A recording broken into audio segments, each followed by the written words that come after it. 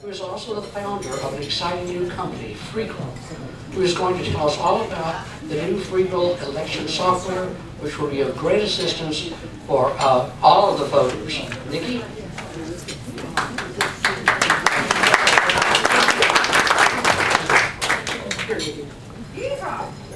Hi.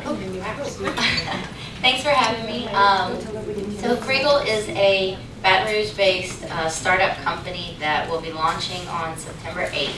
What it is a political social network, and the idea is to connect voters and their candidates in a way that does not exist today. We've got quite a bit of traction that we're building. We're launching for the state level races in Louisiana for 2015, so statewide office, legislature, and Bessie. We've got about 50 candidates that are subscribed so far, and we're hoping to get more before the qualifying period starts on September 8th, and hopefully more as we go. But the goal is to be able to customize your own personalized political platform.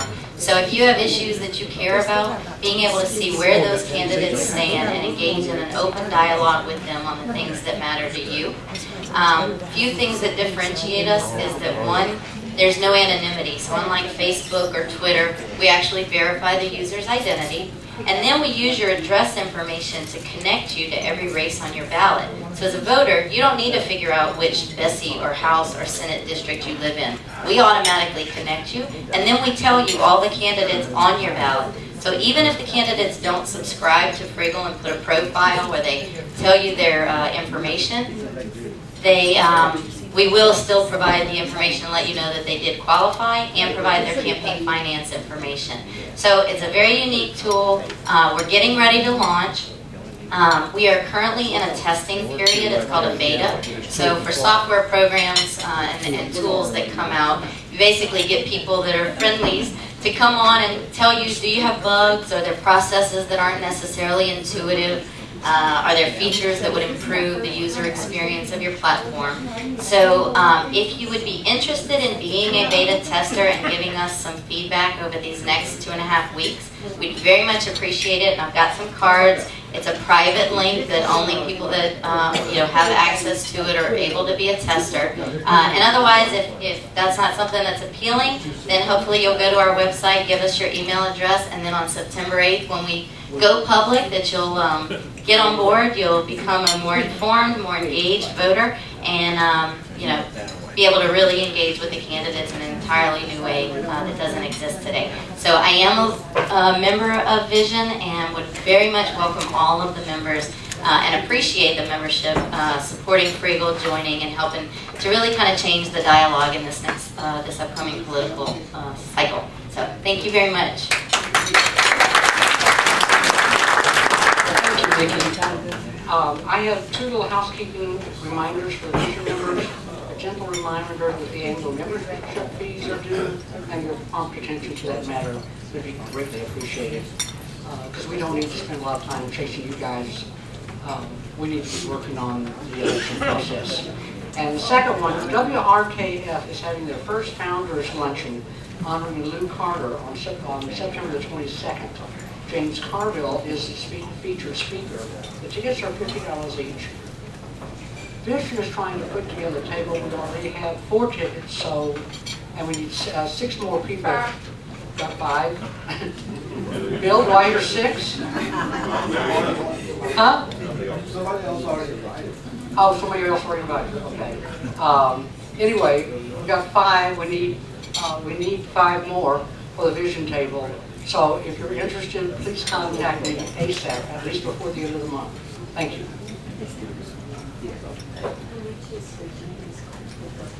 Now today's topic. How does the campaign finance affect you, the voter, and the candidates?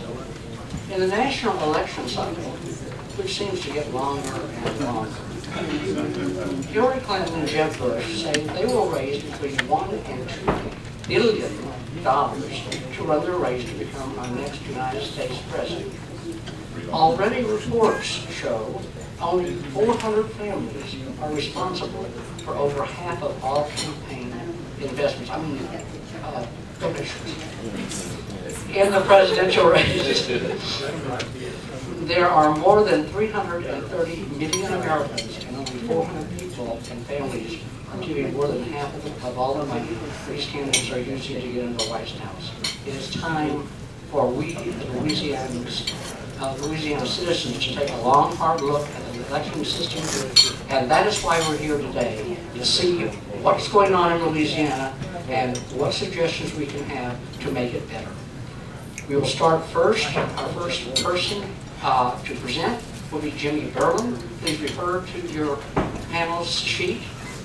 Come on, Jimmy, come give us your wisdom.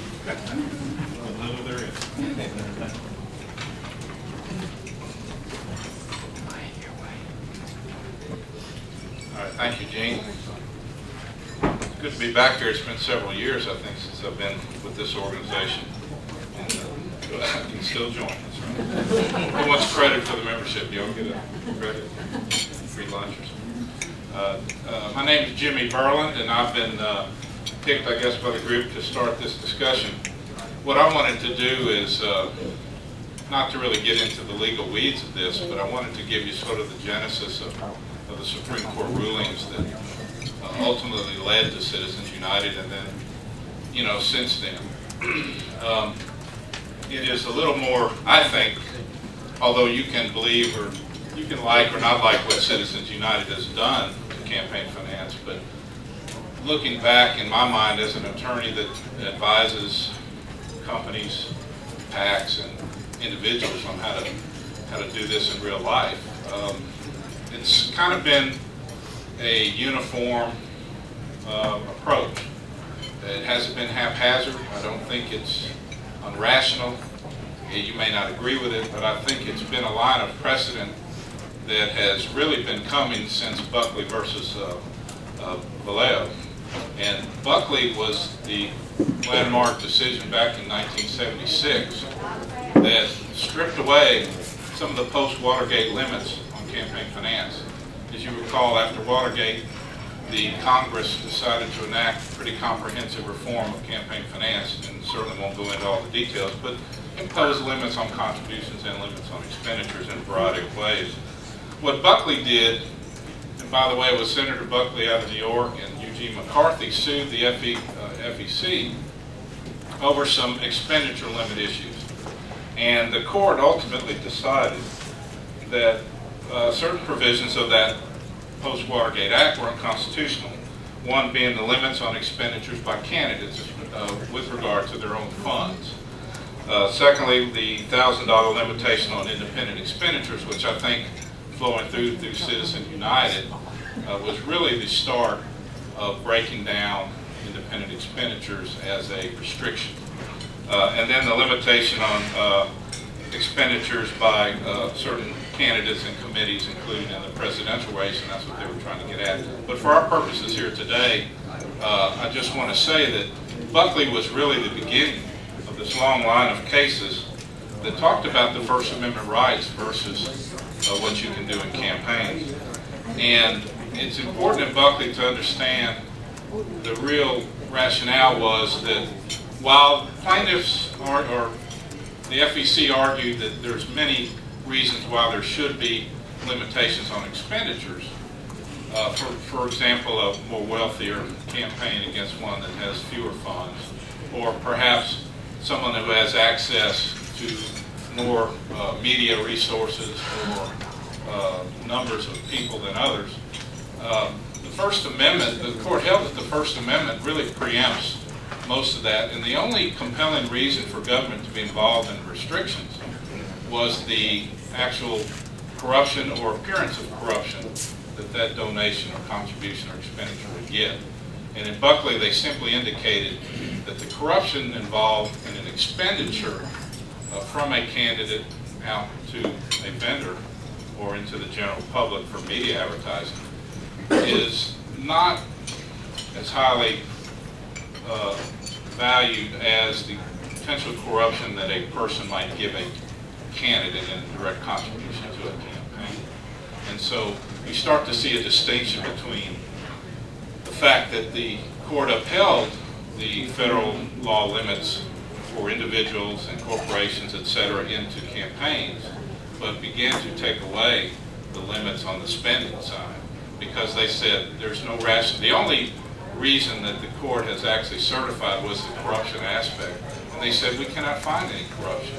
There doesn't appear to be any corruption in the spending of that money out into the general public, because you're not influencing directly the candidate, you're spending on advertising. Of course, that's influential, no doubt, but they didn't see that it was as big a deal as direct contribution into a candidate or his campaign. So therefore, Buckley began the whole idea of stripping away some of these expenditures.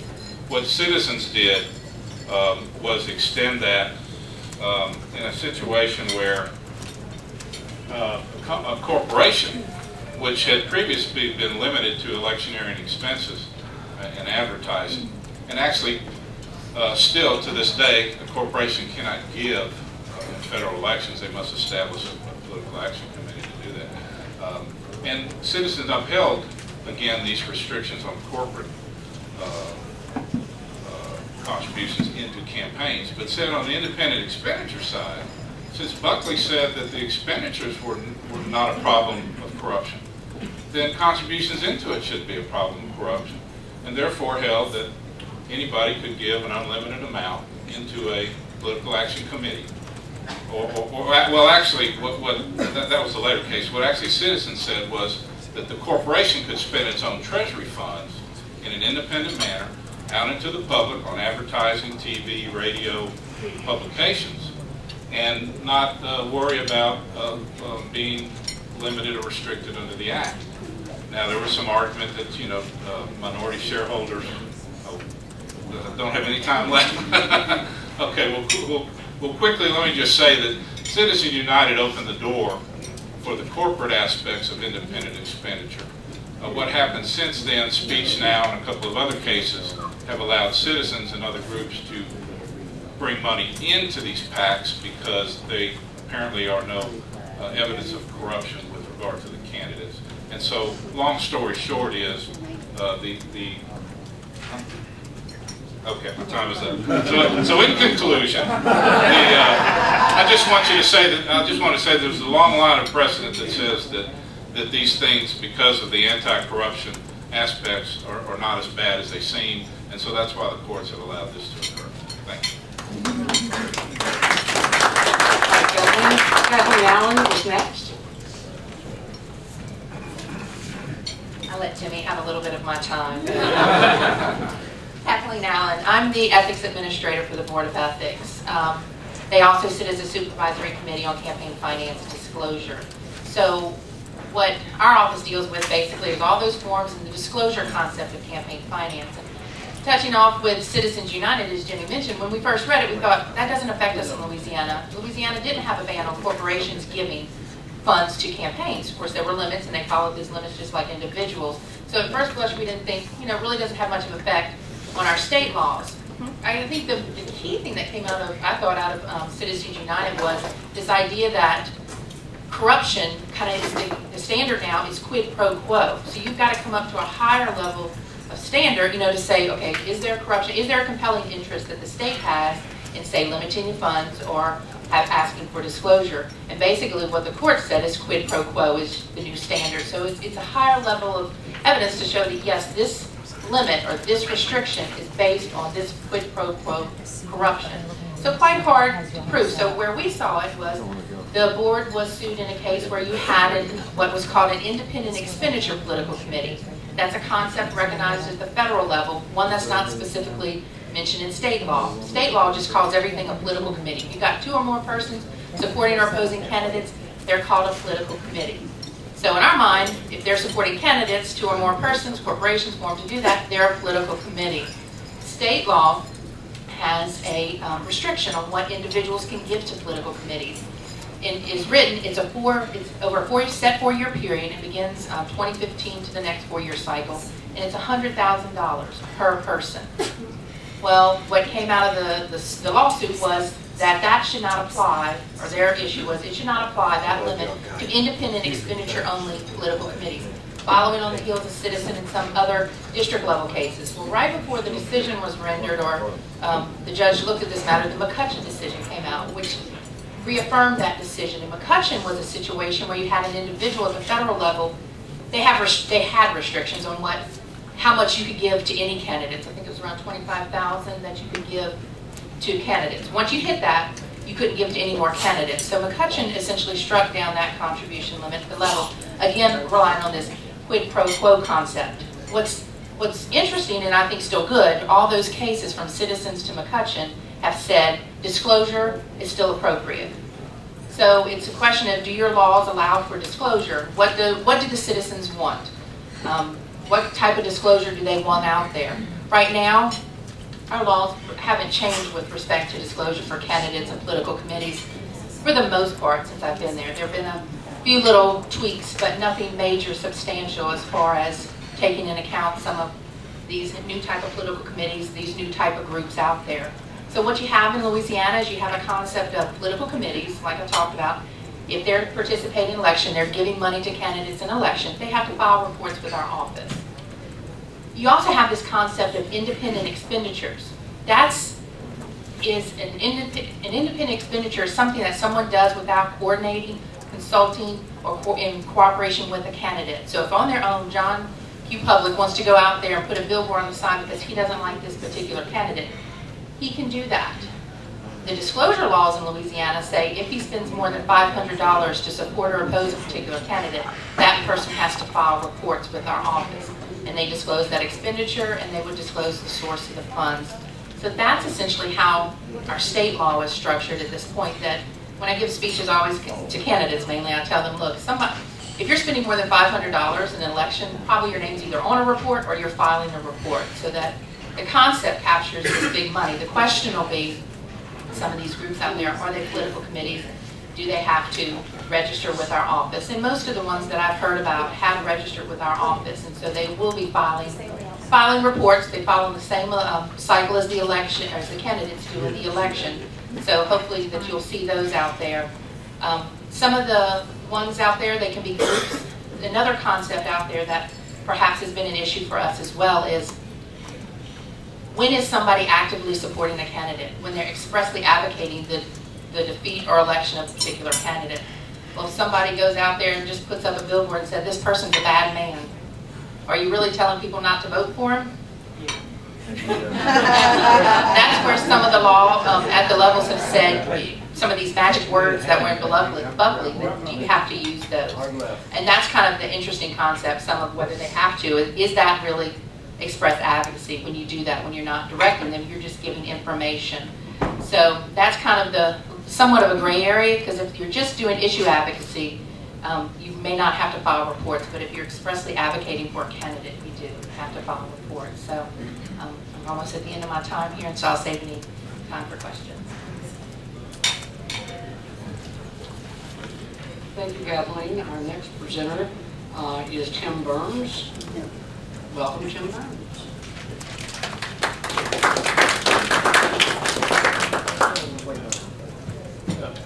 Thank you, Gene.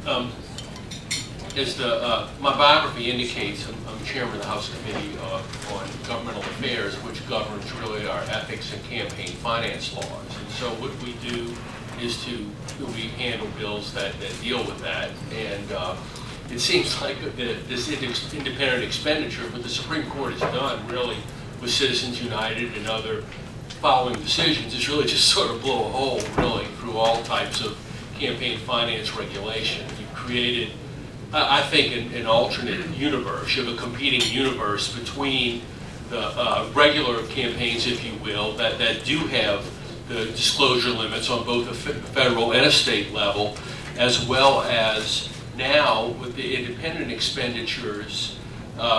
You just, as Jimmy had said earlier, they follow this line of decisions that gave more freedom of speech, if you will, to independent expenditures that are really virtually, for all practical purposes, unregulated. So you can pretty much do what you want, and the only really restriction is you're not supposed to coordinate. And I think I heard on the news, I believe it was some of the staffers were leaving, the primaries are ongoing, and the candidates are scrapping, particularly the Republican side, and you have two of the employees left the candidate to go work for the super PAC. So it just sounds a lot like coordination to me. So you have really this sort of assembly, you have in coming over here, I was thinking, as a policymaker, if you will, what do you do with this? It's sort of, do you even, it's just like the Supreme Court did with another decision this summer that got a little attention among people, with respect to the Citizens United. There's just a big, like I said earlier, blew a hole in campaign finance at all, any type of restrictions. As Kathleen pointed out, the disclosure is still there, so you have to stop and think. People still know who's getting what, although it's a little bit murkier, on the independent expenditures. You don't really know who's doing it. I don't think the voters quite make that connection. So it's clearly, an interesting development. It clearly, you just sort of wonder, just to throw up your hands and just say, just let it all go. What's the point, even if you will, because unless you want to really carefully or more carefully regulate, the restrictions or the connections between the two bodies with it, whether or not you can coordinate or not. And I know the Fund for Louisiana's Future case was cited in earlier comments, and I was just looking at some notes on the case, and with all due deference to the federal court, this statement that they made was that independent expenditures present not even a marginal risk of corruption. Just sounded to me a little bit naive, thinking that, and that's a high standard, as Kathleen pointed out, and what do people want? Are they concerned about undue influence? But again, the standard is corruption. Again, we have to really, if you will, abide by the Supreme Court, like we had to do in an earlier decision. That's the law now, and there's not a whole lot you can do about it. So, from a policymaker standpoint, again, I think the only thing you can regulate is perhaps a coordination, because for some reason the court has held that First Amendment covers people with big bucks want to drop big bucks on a campaign. You have a First Amendment right to do that, provided that you're doing it, in an independent way. So those are just my comments on it. Thank you.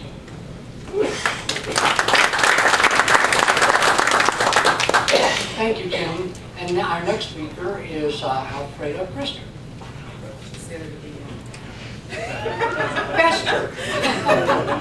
Sorry about that. Alfreda Tillman Bester. Thank you. I happen to know the Brister family, and they're a very, very nice family, and I guess I'm now an honorary member. But my husband would probably be a little bit disappointed to know that I've changed my last name. But I'm Alfreda Tillman Bester, and I heard Jimmy, I think it was, say that he really didn't want to get into the weeds of all of the legalities. Well, Bill Bryan is my law school classmate, and he knows that I am like mega nerd, and I really wanted to get into the weeds of it, but I won't because of in the interest of time. In January 2010, in his State of the Union address, President Barack Obama said that Citizens United versus the Federal Election Commission decision by the Supreme Court, the U.S. Supreme Court, that they reversed a century of law that he believed would open the floodgates for special interests, including foreign corporations, to spend without limit on our elections. I like the point where he said our elections, because the elections really do belong to we the people. We got new terms out of Citizens United, right? We got terms like, well, PACs were already around, but now we got like super PACs, right? Donor class, dark money meaning money where we can't know who is contributing. And then we got some fictions out of it, right? Lack of coordination, no direct contact.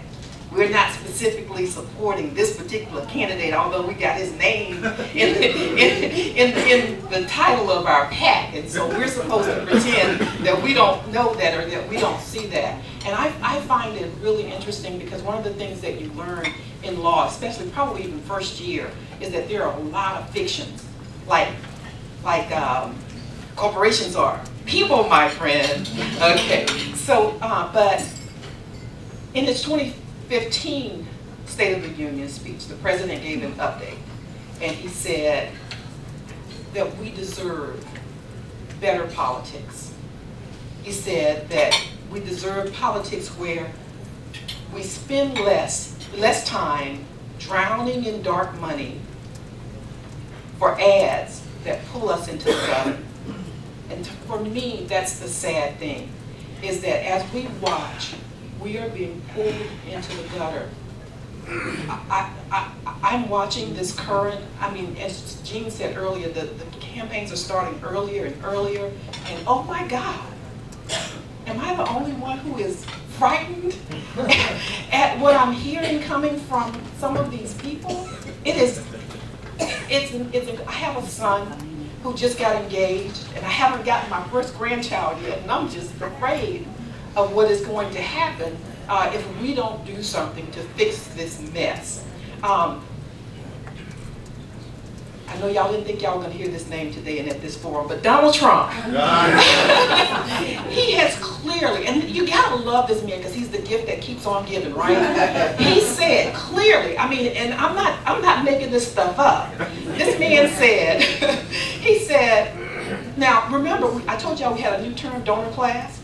Mr. Trump claims proudly to be one of the members of the donor class. And he said that when the donor class makes their contributions to these candidates, that they are buying access and that they are buying influence.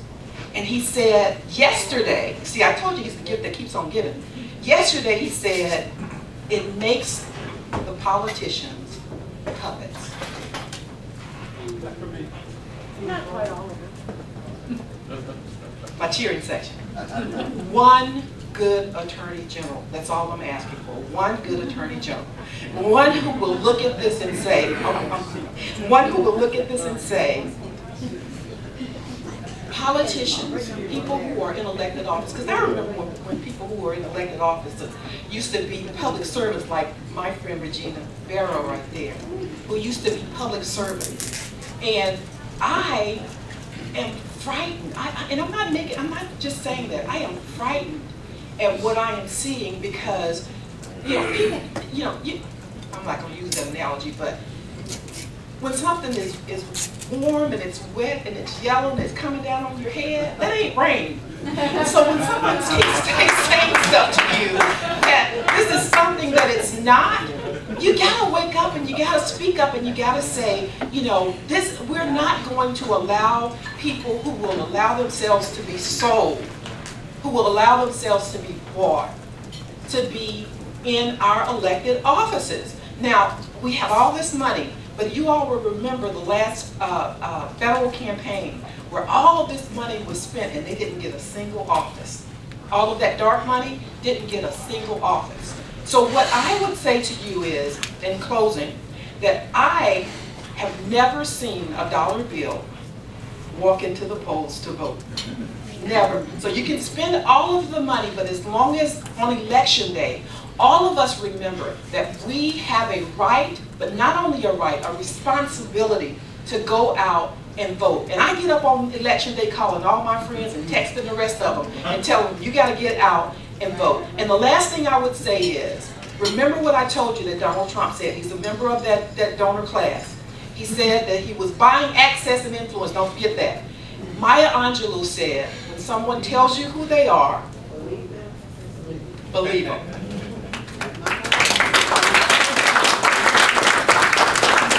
Well, my comment about yes has to do with the fact that is the appeal that Mr. Trump has to the American public. It's just some straight up forward answers. I'm not saying he's the candidate for office. This scares me to death. Jeremy Albert will be our wrap-up presenter. Jeremy? So if cash is the mother's milk of Louisiana politics, the super PAC is the cow. And it's a cow that will never die. It will continue to give milk as long as you want to pull those udders. For me, this is the most interesting aspect of the current election cycle. For the first time in the very long history of Louisiana politics, super PACs are playing a role in a Louisiana governor's race. They can raise unlimited amounts of money, and I think depending on how the next 65, 66 days play out, I think this could alter Louisiana's landscape, political landscape for generations to come, especially on the political side. You know, we all like to say that David Vitter is this money juggernaut, that he's unstoppable, he's raising all this money. Well, guess what? Bobby Jindal raised more money in 2007. Here's what's different. David Vitter, Scott Angel, Jay Darden, John Bel Edwards have collectively raised for governor $12.1 million to date.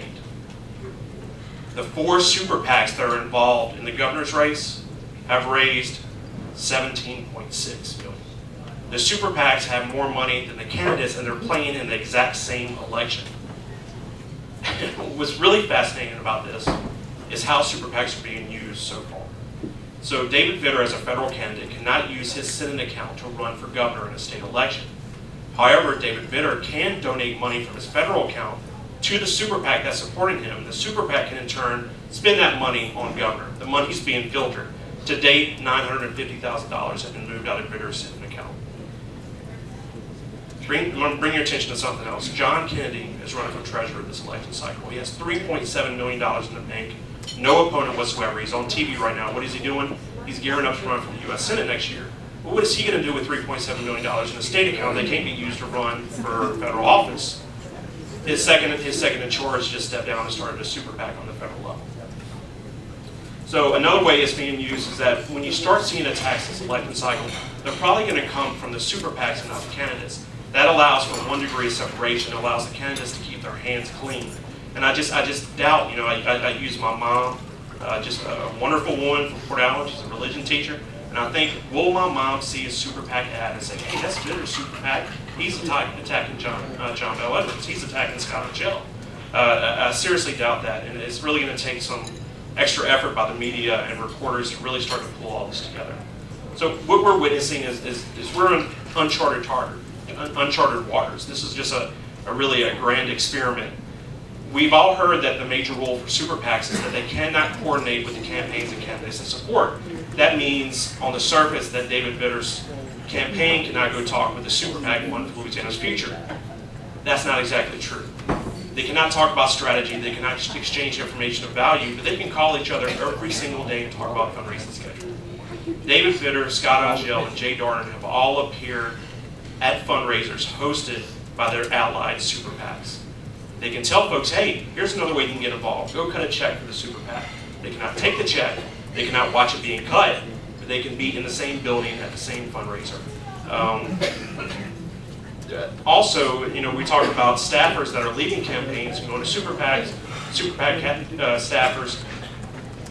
The federal law allows, case law allows for shared vendors for bookkeeping, fundraising, and for legal. And that's why you're seeing a lot of crossover. It's perfectly legal until somebody challenges it. And look, people have gotten in trouble. The first case of a super PAC coordination overlap was tried here recently. I thought I had the information on it. But anyway, so one of the ways that the campaigns are getting around this coordination problem is, you know, super PACs, where do they get campaign footage if they cannot go around and follow candidates? On the federal level, what we're seeing is campaigns are uploading their video to YouTube for anyone to use, and they're saying, hey, y'all go make your own commercials, it'll be fun, kids. But actually what's happening is the super PACs are going, using that footage, and cutting their own commercials. They can use shared vendors, they can't solicit money, so obviously this is playing in the governor's race. There are 4 super PACs. But it's not the only place that's going to show up this election cycle. There's a super PAC playing in the Bessie races called Empower, the Empower PAC. There's also a super PAC that's going to play in the Attorney General's race. And we reported in La Politics Weekly this morning that Boise Bollinger is backing a group for the legislative races that's going to center on tort reform. And they're going to have a dual registered super PAC. What comes next? I can't see one. Okay. So what comes next? I think it's fascinating that this is probably one of the most impactful factors of the election cycle. But if you go search through Louisiana law, you're not going to find any reference to a super PAC. And Kathleen talked about this a little bit. They refer to it as independent expenditures. And there is one opinion that dates back that involves Buddy Romer that says that these groups have to spend money on more than one candidate. And if they don't, then they become a default independent committee of that candidate.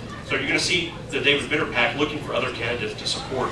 But I'm interested to see if the legislature is going to take this up next year. If this is something that that just hasn't been discussed this year. Tim and I during session talked about whether bills are going to be brought up. So I think this is going to be a watershed year in terms of political fundraising, and appreciate the opportunity to speak.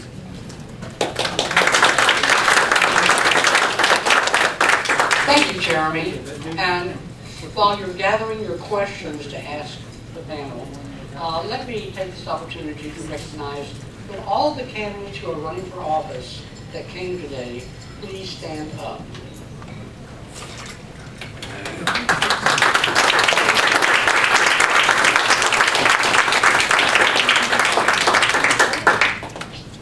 Now, if you want to learn more about them, you'll have to go see them. Because we're nonpartisan. Freegal to the rescue! Freegal to the rescue!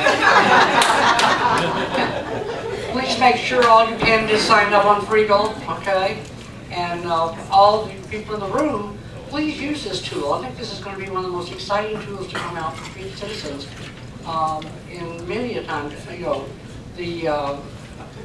we've all had the formats of forums, and your questions don't get asked. Well, this gives you a chance to ask your own questions of the candidate. Okay? Now, who has a question? Wendell? I have a question for Mr. Burns. What legislation would you expect to be offered in the next general session? Are you talking about this issue? Yes, on this issue.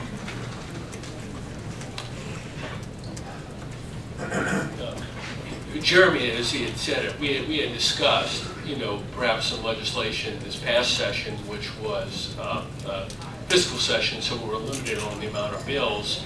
And frankly, we didn't really have a handle on it then. The decision had just come out as to what could be done, if you will. You know, again, with the super PACs and limiting the amounts. I mean, frankly, talking to my staff, they thought that the First Amendment was going to be a big impediment, and that if we were going to regulate something, that it would have to be in the coordination. We didn't do it. So, I mean, that would be the way to approach it. So, I'm not going to be returning. I'm term limited. So I don't know what is going to come out. You know, I applaud Jeremy for keeping this issue. He's been one person who understands it and has kept it on the forefront, and hopefully we'll have some examination, particularly after we've already had an election, you know, using this, and there'll be some concerns or some thoughts based on that election. Tim Burns is a perfect example of why making it a mandatory term limit rather than the voters' term limit, you know, precludes us from having the services of a good man. The ballot box should be the only term limiting device. Nikki, you had a question? Okay. Lee? This is for Ms. Allen with ethics. So when an ethics violation is filed, then the person filing that a complaint cannot talk about it, or it becomes confidential. My question is, if the information or the complaint was based on facts, how then does that become confidential? What is the restriction for that person who's filed that complaint that is based on facts? This is what I tell people when they ask questions similar to what you've asked, because I have gotten that before. You have a provision that says the records and documents obtained or prepared in connection with an ethics a complaint or investigation are confidential and privileged. There is a provision that the person who's the subject of it can submit written requests to make the finding of it public. I will tell you that if also the provision goes on to apply if there's a breach of that confidentiality or that privilege and there's a release of that information, it's criminal. So we don't enforce it. So that's one I can't say what someone would do with it. There was a case, we were not involved in it. It was in federal courts, King versus, I can't remember, I have it at the office where it talked about the person being able to talk about it. So what I do is I direct people to that court case and give them that information. But of course, if there are facts, what I tell people is, I think what's confidential and privilege is what the board's doing, not the facts perhaps that surround it. So if someone you believe someone didn't do something, you know, you can talk about those facts, but the actions of the board and what they're doing, I think, is what's covered by that confidentiality. Let me ask a follow-up question. Catherine, don't go away. What is the current status of whistleblower protection in Louisiana? The whistleblower provision, I don't know if it's on or not. I think she turned it on.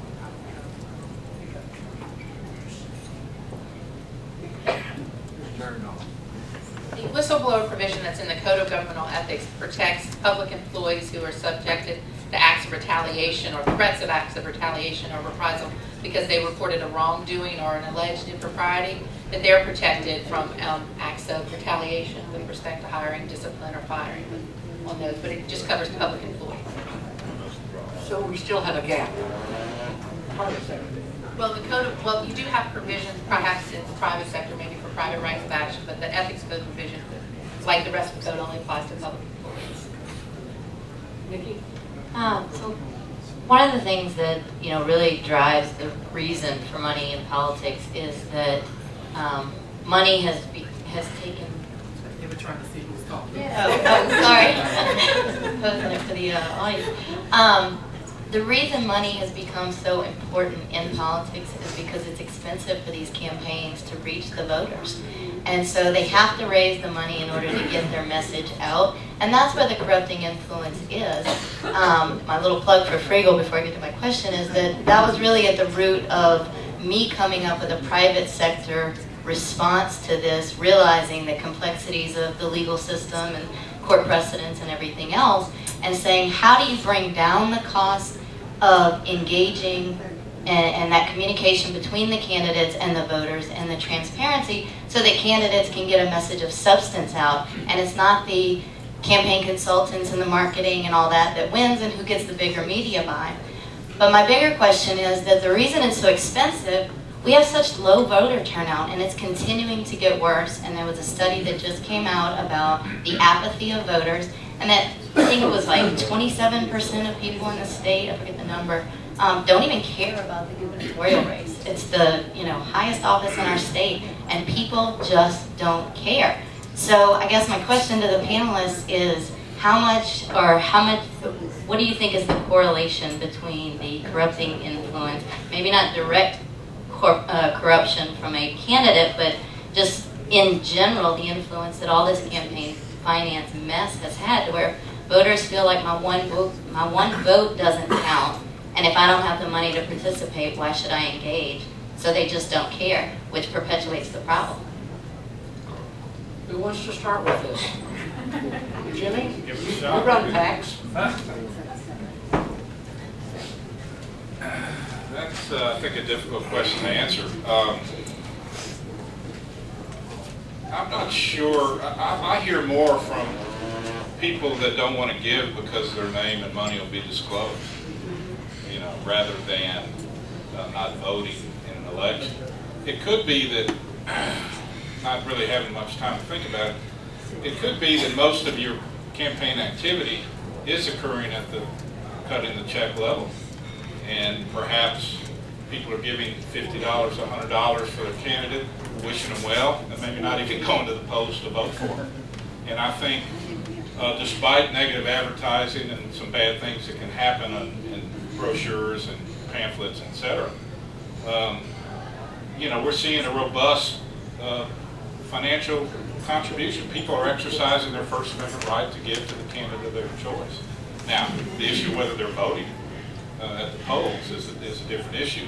I think sometimes when I line with a candidate, I see, even as a lobbyist, when I talk to them, sometimes I don't talk to them much because they view things like I do, and I know how I pretty much can anticipate what their response and their vote's going to be, and so I don't anticipate any further.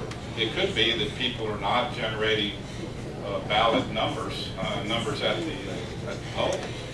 Is because they see a candidate, whether it's a Trump or the president, if they see someone that's likable and in tune with what they want, I think you tend to kind of steer away and say, okay, that's taken care of, I've got other things to do.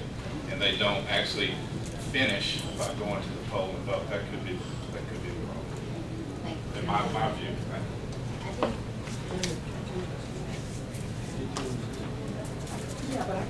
I was just going to elaborate really quick. I think the trend of the dollars, the root of, I guess, that my long-winded question is that the trend of the dollars and the money in politics continues to go up exponentially while the voter turnout rates are going down. And that's, I think, a better way to articulate the question. I know many of you here in the room know Reverend Conway Knight, and he is the pastor here in Baton Rouge, St. Mary Baptist Church over on Katy.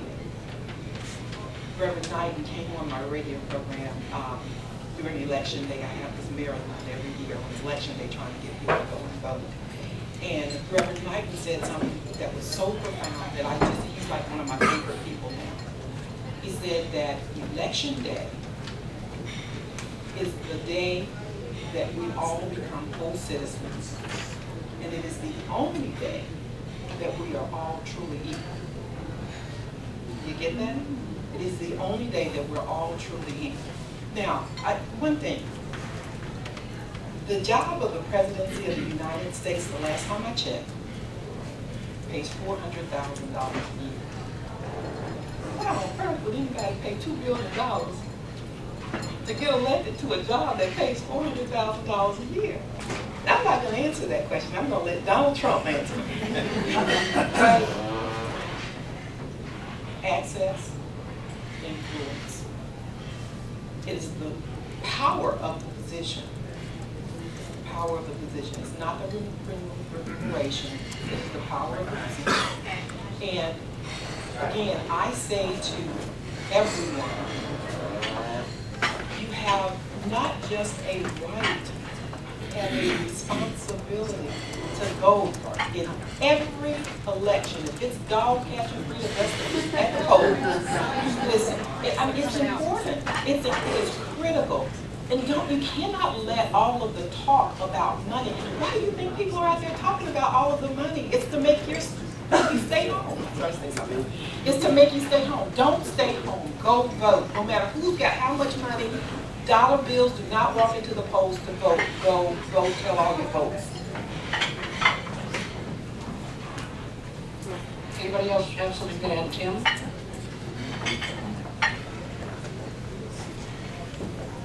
You know, that's a good point you pointed out. They're spending more money and there's less participation. I think as you, the noise generated, by the money, I mean, you can just generate a lot of noise with the numbers that are there, or really are tuning the average person out.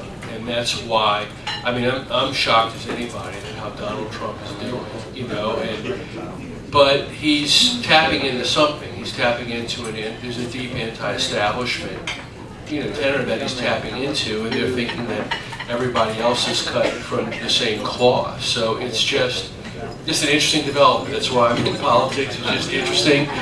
You never know what's going to happen with it, But it is, and I appreciate Frida's comments about voting, and that's what it really takes people at a grassroots level with their friends and their family and impressing it, because the numbers are just really dismal, and you think all the time and effort and whatever goes into it, really the voters are more proportional. The people that you stop and think about it, it is. A neighborhood captain, frankly, I mean, what is the cost per vote to actually show up and do it? I mean, somebody that can, in a way it's empowering local people that can get people to the polls, too, that can get their friends and family and get people engaged, because it's all the money in the, all the money is not.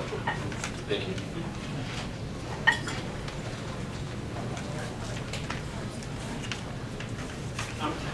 I'm not totally convinced that the increase in dollars is directly related to the drop-off in voting.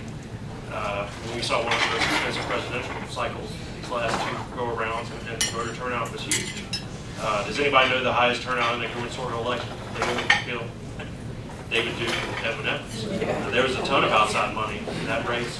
I think folks are, for various reasons, just aren't connecting. But I wanted to share some quick numbers before I sit down. So 4 years ago, Bobby Jindal received 1,000, I'm sorry, the governor's race received 1,000 votes 4 years ago. 1 million. At the time, there were 2.8 million people registered to vote. Let me give you another number.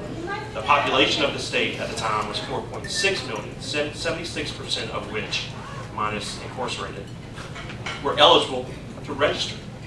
So that's far more than the people who voted. We're missing out on all these people who weren't registered. But let's talk about real quickly the people who do vote. All right, so 1 million votes for governor 4 years ago.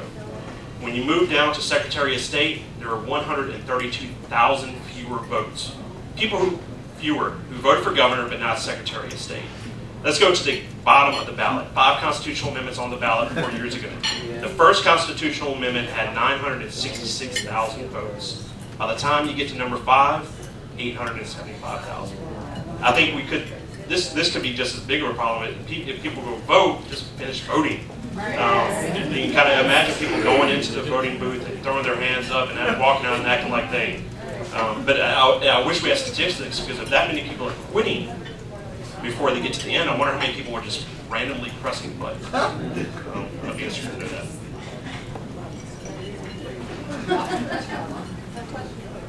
I know it's been said you have an obligation to vote, a responsibility to vote. I feel the first drop of blood spilled to observe our way of life, American life, made it an absolute obligation for everybody to get out. So don't take it lightly. And besides that, I challenge everybody that signs up people to vote, go back and make sure they vote, because that's a lot of what's causing the numbers to look inflated. There's lots of voter registration drives, but I know there was one effort that did it with the Worldwide Wrestling, and they signed up folks that were going to the Worldwide Wrestling game that night, and they signed them up. I would be curious how many of the people they signed up actually went to the polls. So it becomes a false positive when you look at the numbers if you sign up uncommitted voters. Okay, Bob, you have the next question. Yeah, and I'm gonna, this is kind of not a did you know question, but it's a true question. First of all, isn't it true that perhaps the correlation that Jeremy doesn't agree, but the drop in voters commensurate with the increase in money to people, because a lot of that money and a lot of the tax advertising negative is destroying the candidates. And we saw in the 3rd district a few years ago a situation where we had a congressman elected with about a 15% turnout, if I'm not mistaken, maybe less, because the candidates, the same thing in the South district, because the candidates in the party primaries have so damaged each other that they couldn't get crossover votes. I think you make an excellent point. I'd like to go one step further. Why do we in the state of Louisiana allow money to pour into our state at election time? This is supposed to be an election of the people, by the people, and for the people. Last time I checked, a lot of those outside funds don't have interest here, okay? I could pull a couple of names out of my hat. But the cost of elections are ridiculous. I know that I was approached back in '87 about running for a state rep. Now, state rep only pays $16,500. I was told by the person who was stepping back and was creating the opening, told me that I would need $190,000 to get to the general. For a $16,500 job in '88, that's ludicrous. We've got to get in control of this. And I would like to toss out a question to Mr. Berman or to Jeremy or whoever else wants to jump in. Why, if Citizens United says that you can't limit what a person can give, can you constitutionally limit what a candidate can receive from any one vote? Turn it around.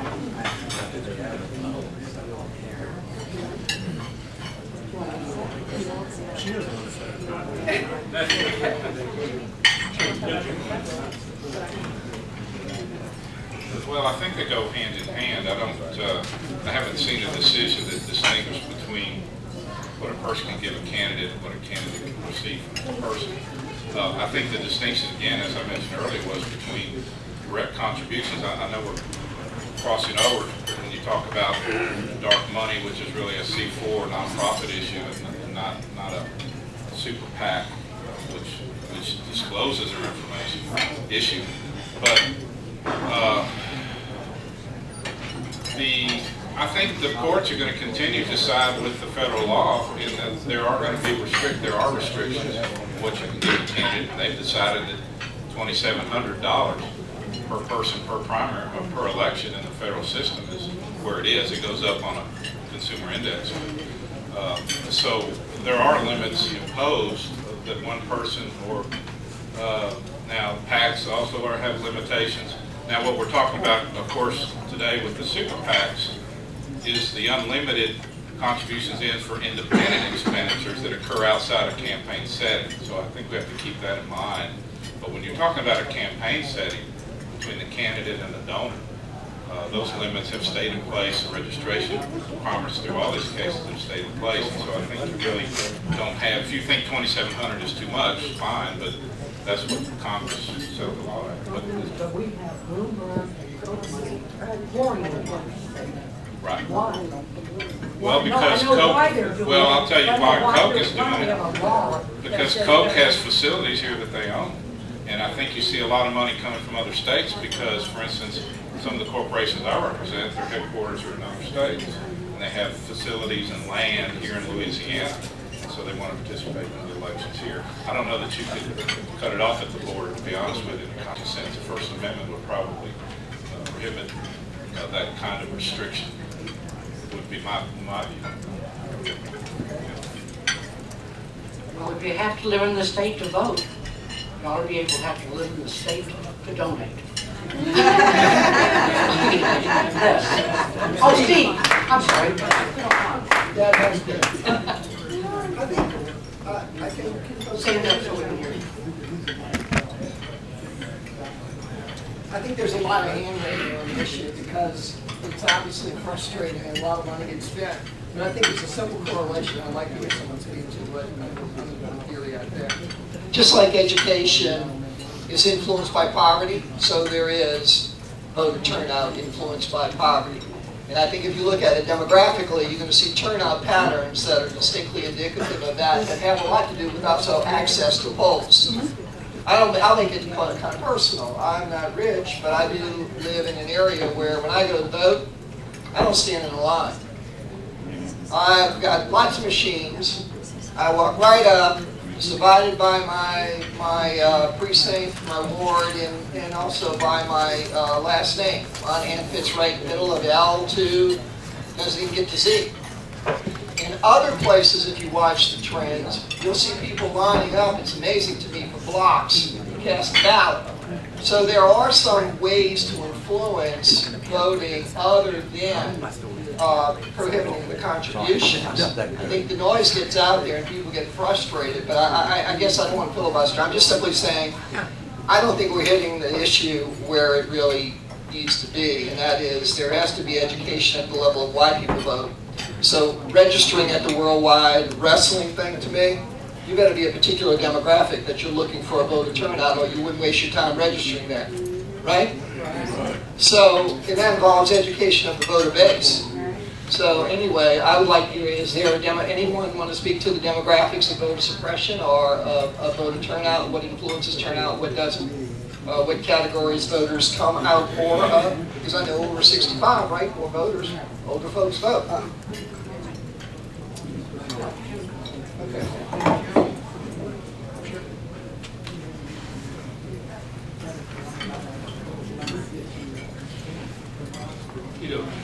Steve, I mentioned I chaired House of Governmental Affairs, and in regards to voter suppression, I really think that the Secretary of State, again, we've dealt more closely with him over 4 years. I don't see any effort on their part. I think we've always tried to be fair. And something that didn't come up was that when they had a certain Supreme Court decision, that dealt with some of what could be considered voter suppression. You saw 0 laws in Louisiana. You had other southern states that did have laws, on it, but we didn't have them here, and we discussed it. We didn't want to give even the inkling that we were trying to do something legislatively to suppress votes. I think you could always look and see what's easier for people to get there, but I think if you look to be able to vote online, there are just so many ways you can vote now. We took an hour off the beginning time, mainly because nobody wanted to do that, but they were having trouble keeping, the people that help with the elections are getting older. Those were longer days. And if somebody wants to vote, they can vote. There's just a lot of ways you can vote. You can vote absentee, there's an extended absentee period. You can vote online, and so I take issue somewhat, with some of your comments there, on whether or not there's any voter suppression that I've observed. In Louisiana. In Louisiana, yes. You can vote online. You can vote, you can register online, you can vote absentee. There's a lot of ways you can vote. I wanted to take this opportunity to slightly add to my earlier comment that about money not affecting voter turnout. We were talking about unlimited donations. That's what I was thinking about. I was thinking about the donation side. I've been writing about campaign finance for years, and I think it's just an issue on the donation side that just doesn't resonate with voters who don't pay attention. The spending of the money is a different story. Obviously, I think it does. In terms of voter suppression, this is an issue I wish I knew more about. But I will say that it seems like the state is becoming more polarized in terms of race and voter turnout. I think the U.S. Senate race is a perfect example where you look at Landrieu only carried a very small, lower single digit of the white vote, and the same thing with Cassidy with the black vote. And I think when you get into these issues of voter suppression, you end up with Republicans versus Democrats, and it becomes a very emotional issue at the Capitol. And I think it's probably one of those issues that if lawmakers can behind the scenes work it out where it doesn't come up at all and they can avoid it, they're going to do that before they allow it to come in front of a committee and hash out everybody's differences and emotions. I think there probably are some legitimate concerns around the state and around the nation. And I think there are also some concerns that have been overblown. And I think it's just one of those issues that at some point, I think everyone's going to sit down at a table, both sides, the Republican Party and the Democratic Party, and figure out what are those legitimate concerns and what is the best way to go about addressing them without making it a political sideshow.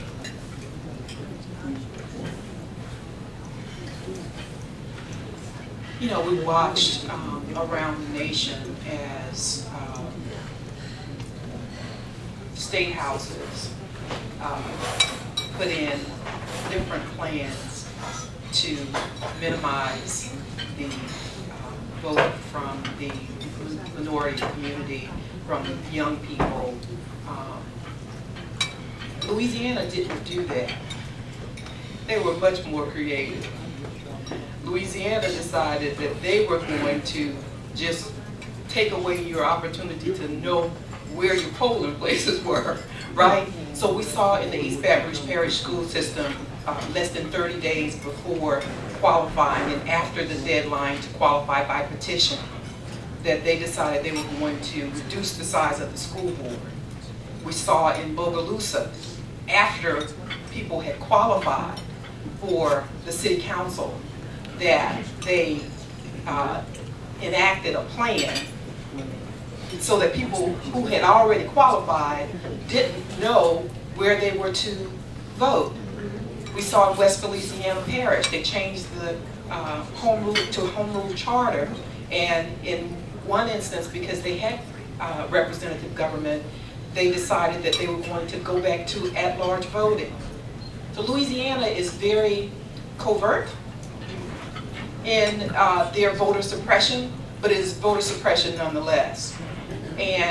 But people have to get beyond that.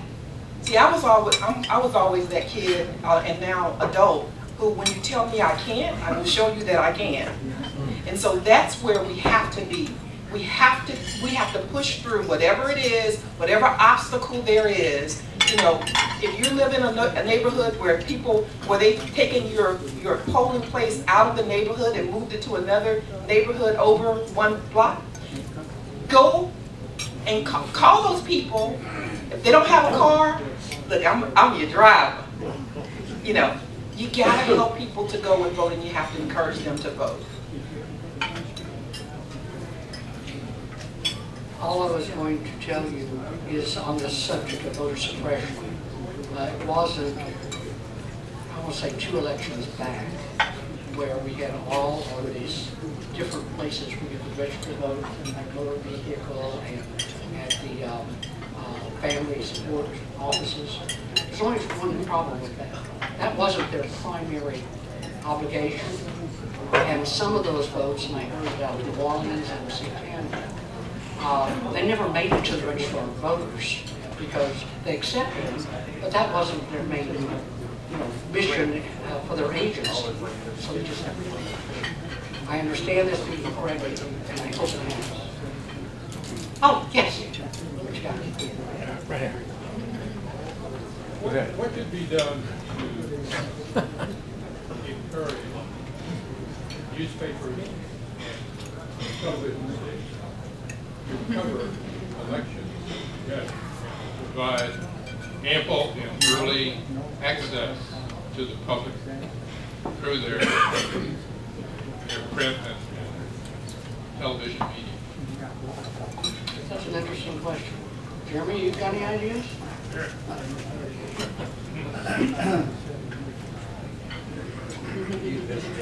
I think with the TV stations, I mean, the best kind of political coverage, I think, comes from folks who have an institutional knowledge. I think that's why a lot of us continue to turn to the Advocate, because of folks like Marcia Schuler and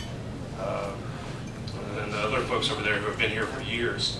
I think what you find with the TV stations is a series of challenges. One is there's a lot of turnover at TV stations, a lot of them from outside Louisiana, and they only have so much time to tell a story.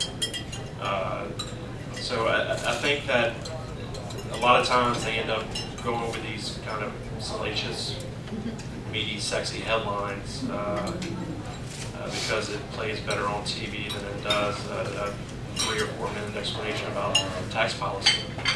You are starting to see TV stations do things like that, though. Fox 8 in New Orleans will dedicate 6 or 7 minutes to a pretty in-depth story. KTBS and KTC will as well. Don't forget radio, Jeremy. Radio. But it is an interesting question. You know, I don't necessarily cover news. I cover politics, and I enjoy it. You know, I was lucky to have John McGinnis as a mentor, and I grew up on politics, and that's what I cover, and that's what folks pay to receive from me. But I'll get calls still from folks who are running for office who will complain about why their name isn't mentioned or why they're not covered, and these are folks who haven't raised any money and haven't. It's a lot of it is on the media's shoulders, but I think a lot of it too is the system. These are the same folks who can't get into the debates either. It's really a widespread problem, and it's something. If I can give it some more thought, I could probably be more eloquent about it. But that's what I got. It's off the cuff. Yes, and another plug from Friegel. You can go to Friegel and get your questions answered. And yes, we are acknowledging WRKF, okay, public radio. Now, there was another question over here someplace. Oh, yes, Robert. Yes, I'll ask Mr. Berlin, and my question is not to be taken flippantly, and I'll follow up with it as to why it's not. With regard to the segregation between the super PACs and the candidates themselves, does it really matter what's legal and what's illegal? And the reason I'm going to answer that, Rick Perry's campaign is basically broke. And I guess since he's under indictment, he's said, hey, look, can't pay my workers, y'all just going to have to hang tight, maybe we can one day. In contrast, and this I came from an Advocate article recently, in contrast, Bobby Jindal, and by the way, Rick Perry has $17 million in the super PAC, but his actual true campaign is basically broke. Bobby Jindal, on the other hand, had about 600,000 in his actual account, which doesn't take long to blow through. So he's going from town hall to town hall, from town hall to town hall to town hall in Iowa, all of which is being paid for by the super PAC. And the problem comes in, and what the article pointed out, is that the Federal Election Commission Enforcement Committee is comprised of 4 Democrats and 4 Republicans. So if there's a potential violation by a Republican, the 4 Democrats say, you can go to Hades if you think we're going to prosecute this. And consequently, if there's a violation, I don't know which one I just did, was a Democrat, and the Republicans would say, okay, well then, if a Republican, anyway, you get the point, whichever party is having the violation, the 4 members of that committee said, ain't no way. So basically, you can do what you want, and it appears in this case that Governor Jindal can do what he wants. Am I wrong on that, or do you have a better idea for an enforcement mechanism than what exists right now with the Federal Election Commission? Robert, I want to give one flip answer. The PAC isn't paying for him to go to town, from town to town. The Louisiana taxpayers are. Well, the article said that the PAC was, but Gene, I'll defer to you. Yeah, the Rich Perry scenario, it's a paradox, and I don't have an answer for you, and I don't disagree with what you said. The FEC, because of the political makeup of the commission, has, since Citizen United began to take steps and advisory opinions to sort things out, and then stopped for lack of a majority. They got to a point and essentially gave up. And you see a lot of pending opinions on questions like this that can't be answered because the commission doesn't have a majority. You'll see draft opinions sometimes, but they won't get enacted by the commission because there aren't enough votes to do it, because you need a majority. So my answer to you, I think it is a travesty that the super PACs have been allowed. It's a really paradoxical to think that the guy's out of money and should stop campaigning and be out of the race, but yet a super PAC can come in under certain conditions and fund certain things. And there are some regulations as to what they can and can't do, but I don't believe a super PAC ought to be able to get away with continuing a candidate's campaign when the campaign itself is done. He sent all the staffers home. You know, look, Jindal did it, has done it too, some with state money, some with his super PAC money, where they are scheduling and hosting, you know, he can stand up and host an event that is put on by the PAC. And actually there was an incorrect statement, I think, in one of the articles. A candidate can raise money for a federal PAC, but only up to the $5,000 limit of a contribution. But he can stand there at the super PAC meeting and say, you know, by the way, you know, contribute if you can, although he cannot be soliciting for the unlimited donation. So there's a lot of crazy rules, and not many people know what they are. And when it comes across to the public and the press, most of the reporters of which don't, you know, understand it, not the ones here, of course. But until you really dig down deep into what's going on in the Federal Commission, you really don't know what the rules are between the super PACs. So it looks bad, and it's not a good thing. I think there ought to be some regulation as to what a super PAC can do. Should it be multi-candidate rather than single candidate? You know, should they not be able to spend, you know, I don't know if you can, again, touch the spending side, but is there a way to limit or regulate what they can do even though they're not coordinating with the candidate? Perhaps there shouldn't be any coordination. Perhaps you should pull back. You know, a lot of them have common fundraisers. A lot of them have common report preparers, which is what I do. A lot of them have common legal. What Jeremy said, these are exceptions where they didn't think, as a professional service provided to the campaign, that it was, you know, partisan enough to worry about. Well, you've got campaign managers leaving, forming super PACs, vice versa, staff are leaving, going to the super PAC because they can fund it. And it's just confusing everybody, and I think that's the real issue, is this coordination. That's the heart of what we're talking about today, because as you cross those lines or blur those lines of distinction, I think the public really loses faith in the integrity of what you're trying to get at. Have a campaign. You can have people that get together under the First Amendment to raise and spend money, but don't combine the two into one. Like you say, maybe, you know, hopefully the courts or someone will take a look at that and either draw a line or say, hey, that, you know, let's just wipe out all the limits and it's a go for everybody. That would be the bad place to go. Thank you. There are, you hear about campaign violations and you hear about fines and how some of them are waived, some of them are paid, and there's no real teeth to the law. 2 months ago in North Virginia, we had the very first super PAC prosecution of a campaign manager who was busted colluding with super PAC to buy $325,000 worth of TV time. He was prosecuted, convicted, and sentenced to 2 years in prison. And this is a campaign manager. We are seeing cases being prosecuted. And to kind of piggyback on what Jimmy was talking about, you know, that these campaigns can have shared vendors. And here's something that I just find amazing. Let's start with Bobby Jindal. Bobby Jindal's campaign for president, fundraising is being run in the same office as the Super PAC. It's a company called On Message.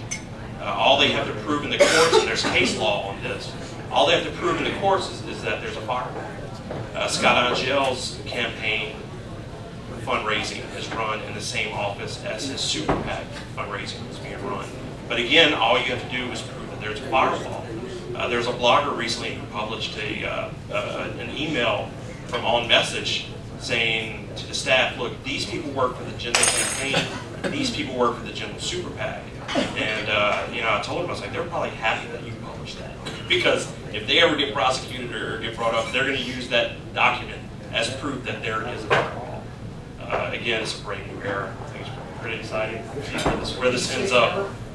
Yes,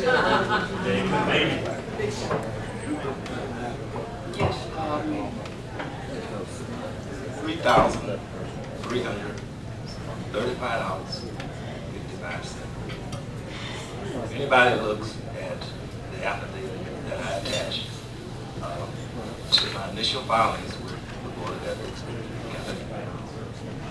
they'll see. And that's what I'm going to run. My campaign. Okay? I recognize all these problems that y'all are talking about long before anybody else is running for Attorney General wanted to figure this out.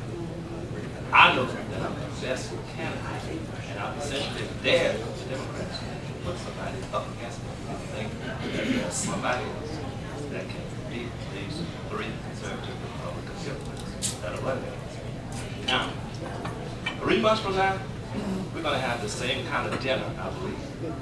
And at the end of the day, when it's all said and done, the candidacy of Mike Jackson is going to be simply a footnote in the annals of Louisiana politics for the office of Attorney General, or I'm going to be what I believe God called me to be, in light of the way this state is currently postured after the years of damage done by the other party.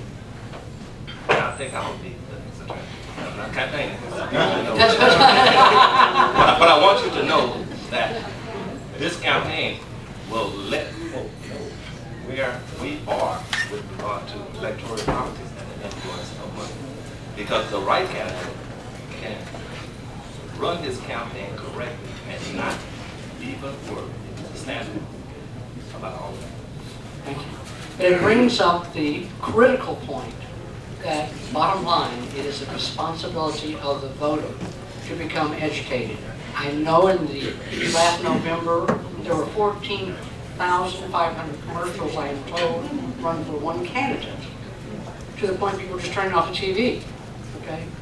Don't be brainwashed. Do your homework and cast an informed ballot. That's what vision is all about, is learning about things. Linda Lightfoot. I have a question for Jim. If we wanted to fix the issue of reporting donors to 501c4s who are giving for political purposes and require disclosure of contributions over a certain amount, could that be fixed by the IRS, the FEC, or would Congress have to do that? Well, actually, it's a little known fact that the IRS already has a disclosure rule under the 990 form, the information of the annual informational returns that nonprofits file, and it asks for anyone who contributes $5,000 or more to the organization. Now, what has happened with that is non-enforcement. Organizations haven't filled it out. It doesn't say for political contributions. It just says, if anyone's given $5,000 or more to this nonprofit, we want their name and address, etc. So That's not enforced by the IRS, especially now that this scandal has occurred against, selective prosecution, however you want to call it. So I think the IRS is timid about expanding that to any. I don't know that they have jurisdiction over the political side. It would probably have to be FEC, but certainly Congress can enact the law of disclosure, which would probably be upheld, because the courts have generally said disclosure is not the infringement on free speech that other activities might be, because letting the public, there's a compelling government interest in letting the public know, who's been giving, who they're giving to, and let them make up their mind. Well, let me ask you this. Doesn't the dark money come in because people contribute to the 501c4, which then contributes to the super PAC? And the super PAC reports only the name of the 501c4, so you're left without the information about who the donors are to the 501c4. Right, although 501c4s in general, actually it's the PAC of the 501c4 that can give to the other PACs. I don't know that the 501c4 by itself can give to these super PACs. So you got to look at the entity and what they can and can't do. But the general, the dark money situation comes from the fact that none of that money going into the C4 itself is disclosed, because number one, it's not. If they do less than 50% as a political activity, it doesn't affect the tax-exempt status. So for those reasons, they don't worry about it. Oh, no, what you want? Oh, okay. I don't know if I answered that completely. I don't have a question for you, John. I'm Jimmy. I have a question for you, Jean. I just want to know, was this recorded? Because part of the issue, I believe, is that people don't know, and this has been an excellent forum in terms of getting the information out to the community, in terms of understanding the importance of the vote and all of the players involved, all of the particular components. So is it recorded? Will it be shown? I know I've seen some of them on Facebook, but how can you get a copy of this? To get a copy of it now, it will be up on our website. And I would encourage you, because someone sitting alone watching this, trying to take in all this information, might be challenging to the average citizen, okay? I would encourage you to have house parties and bring it up. We're going to put this whole video up on our website. And that way you could be there to discuss it, the pros and cons. Okay? All right. Ruth? Back to my earlier question. Why could we not see every day in the Advocate, or at least once a week, a statement by each of the candidates for each of the statewide offices on the issues with appropriate follow-up? I'm not Peter Kovac. I can't answer that. I will say I have heard some concerns that were becoming a New Orleans paper rather than a Baton Rouge paper. And I hope Mr. Novak will realize that the interests of the two communities are vastly different. And that's a good idea. Now, I'll give you his phone number, Ruth, and you can call him and tell him. Lee?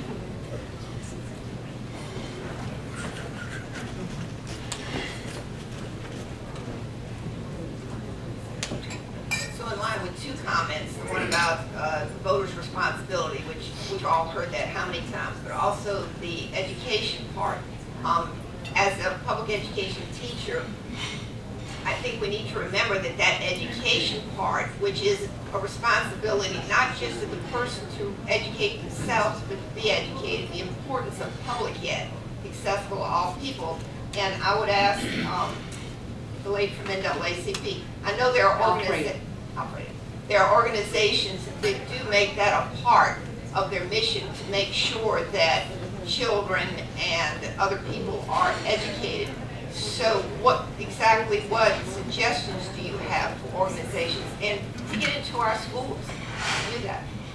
Okay, first, if you're in the East Baton Rouge Parish area, every Tuesday from 5:30 to 6:30 p.m. on WTQT 106.1 FM, perspective. That's my plug. We do educational forums for people, and I said it a little flippant, but I'm very serious about that. Every Tuesday, we talk about issues. Every Tuesday from 5:30 to 6:30 p.m. And we have an interactive call-in, and I get more calls when I'm off the air than I do when I'm on the air, because some people don't want to call in. But we take that responsibility very seriously. Wherever people are gathering, I try to be as present as I can without alienating my husband, who has said, okay, wait a minute. But, you know, it is about education. It's about educating people where they are, too. It's not, you know, because I can't, you know, I told you all at the beginning I wanted to be a lawyer, and I had to pull myself back because nobody wants to hear all that stuff outside of the courtroom. But, you know, I tried so hard to be the person, like in, remember that movie Philadelphia where he says, talk to me like I'm a 6-year-old?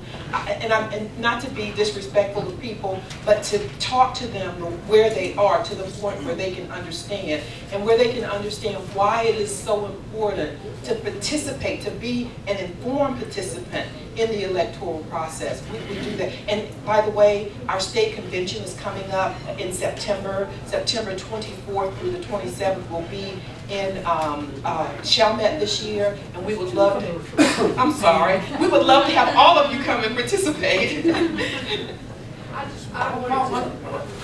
Julie, let me just add this one thing to her thoughts, and that fact is that we need to move the civics course, or whatever they're calling it, okay, these days, move it from the 9th grade to the senior year, and make it mandatory in the senior year unless they take a year of government, because education or knowledge not applied is frequently knowledge lost, and we need to make it real for them. Bill? I just wanted to add one quick thing. We all hear the complaints about low information voters, but what I'm starting to find is more and more low interest voters. And I'm finding that a lot of people don't really want to know the truth. They just want to know that what they believe is the truth. And so you get a lot of division, and you can't really have a lot of enlightening discussions anymore, because fewer and fewer people want to or willing to accept that perhaps their position is incorrect. So we need to also find a way to encourage people to learn facts and accept certain things as being the truth. Bill, would you say that the canned messages that candidates are bringing to the forums, I mean, I asked the question at Press Club on Monday. I asked, do we need another gubernatorial forum? And I was told, no. We're all saying the same thing anyway. Do the other. They're on message at all times, and nobody's learning anything. I'm going to make one last pitch about voter access.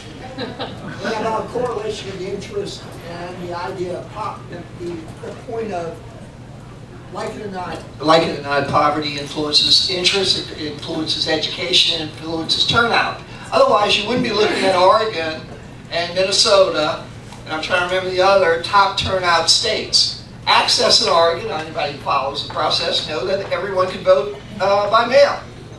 You want universal access? Of course, then we'll get into charges, and I think Jeremy made a good point on political posturing on both sides. But there's a solution out there. They're above 60% in every election cycle.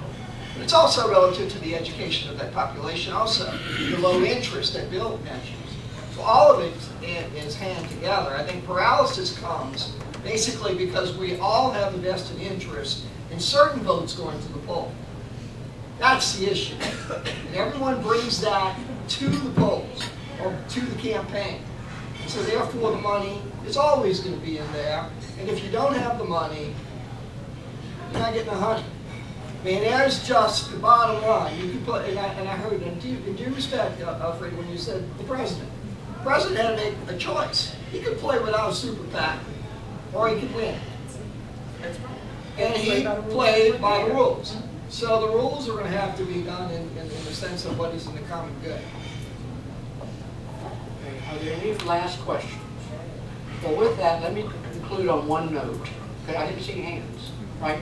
Okay, number one, if any of my remarks about Mr. Jindal seem partisan, they're not. I just don't like what the man has done to our state. I have friends that are Republicans and friends that are Democrats, and this is a nonpartisan organization. But I'm still chapping at the fact when we're hurting for money that he is, our taxpayer dollars are involuntarily being used for him to campaign. So I think it's wrong, and that's a personal opinion. Anyway, thank you so very much for coming. Next month will be a candidate forum, and as soon as we get everybody signed up, we'll let you know which one it'll be. Thank you so much.